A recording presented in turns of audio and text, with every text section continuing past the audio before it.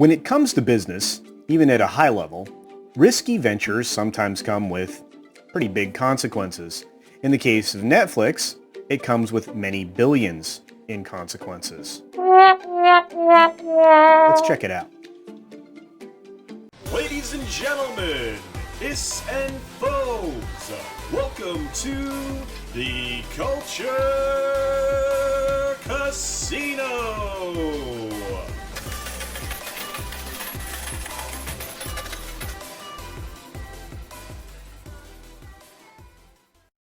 Over the last several quarters, Netflix has been going great guns. They've had manageable churn, which is a term used to describe customer turnover compared to the actual gains that they've made. And they've had growth at a remarkable rate. In fact, this growth was clearly aided by the global crisis that we're all dealing with.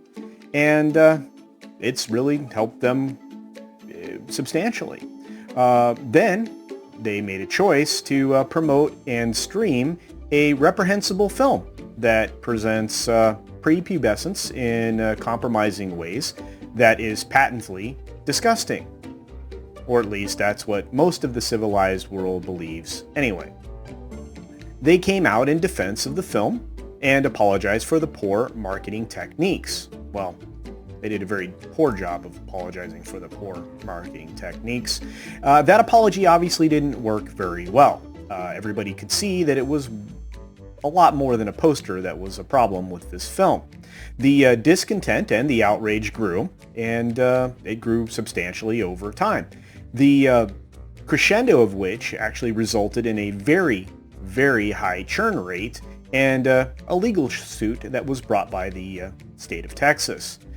So now we enter into the third quarter, or the Q3 earnings report, which yielded substantially less subscriber growth of only 2.2 million subscriber gains, as opposed to the projected 3.3 million. Now, overall, the revenue earnings beat expectations, but the earnings per share were only $1.74 versus the $2.13 estimate. Again, much lower than projected. What does that all mean? Well, it means a market tumble of up to 6%. It came out a little bit over 5, close to 6, but let's just say up to 6%.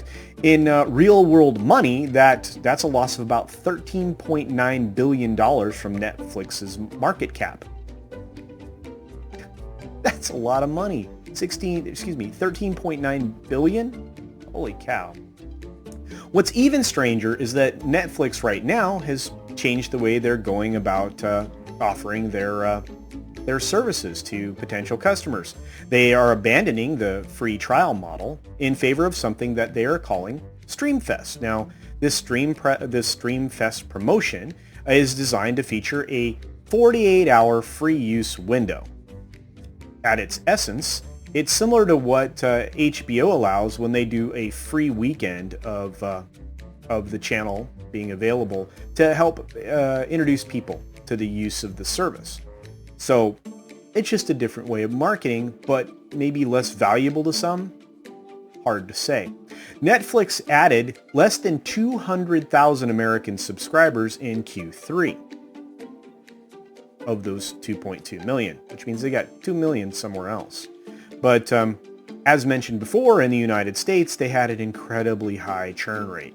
And I think their churn rate was up across the board. And of course, all of that churn was, as I mentioned, primarily driven in the American market. Now, fortunately for me, Reuters produced a handy table here. This graphic that we're looking at right now is a breakdown of subscriber growth at Netflix over the last 10 quarters. This shows visually the impact of the global crisis, obviously, see the spike, and then the worst quarter overall being the current quarter just ended, Q3. Now, analysts are looking at this as a challenging time for the streamer going forward, as additional streaming services are gaining ground, such as Disney Plus and the up-and-coming, I guess, Peacock and of course, Apple Plus, which is weird. Maybe CBS gets their stuff together with Paramount Plus and that turns into something. hard to say. But they're just anticipating them to struggle a bit. Now, the risk takers, the people that are doing the options stuff, are feeling comfortable with what they perceive at about a 2.7% risk, which means they're going to continue to look positively on Netflix. I'm not suggesting that they do otherwise. And let me say this.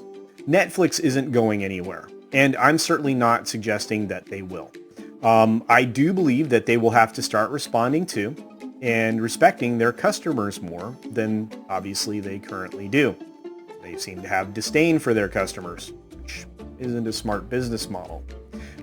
If they don't start doing that, I think that they'll start to see even more backlash from their audience overall, because right now, these people are starting to ignore the mainstream media in droves, not just because they don't trust them, but because they think they're actually being actively manipulated. That's a change, and that's a change for the better. They also have the populace of the United States that's becoming even more savvy when it comes to those things, and especially about the influences by the pop culture appropriators that we're all fighting against right now, who are actually trying to infect our society with their big pile of garbage. Anyway, so what do you think? Do you think my analysis of these events are correct? Do you think that the slump in the subscriber count and the increase in the churn rate are due to the vile movie release? All evidence is suggesting so. I don't know how you could argue otherwise, but hey, that's what the comment section is for below.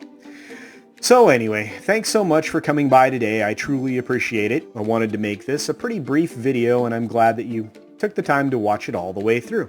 Obviously you have. Be sure to check out all the other independent creators on the platform. I have many that I am subscribed to, well over 200 now. And we have a whole bunch of people in the fourth wave that are starting to become monetized, including myself. We also have an up-and-coming fifth wave of fantastic creators in both Sam and Nick McCabe. And don't forget about folks that have been around for a little while, like Moira Kitty.